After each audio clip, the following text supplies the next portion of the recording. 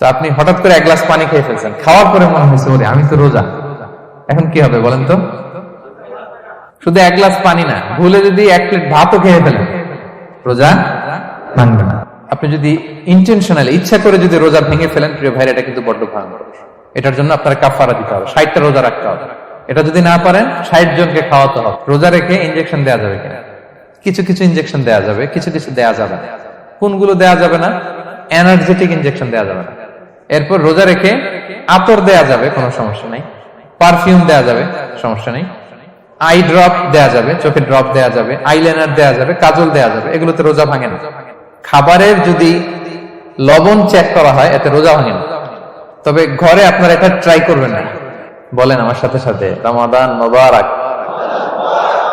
রমাদান কারীম, রমাদান মোবারক, রমাদান কারীম। এই যে এখন মনে হচ্ছে যে না, রমজান আসছে, রমাদানের একটা ভাব, মাশাআল্লাহ, তাবারাকাল্লাহ। আজকে আমরা ইফতার পূর্ব মুহূর্তে যে টপিকে কথা শুনবো, টপিকটা হচ্ছে ফিকহুস সিয়াম, দ্য জুরিসপ্রুডেন্স অফ ফাস্টিং, অর্থাৎ রোজার বিধিবিধান। রোজার কিছু বিধিবিধান আছে, রুলস এন্ড রেগুলেশনস আছে।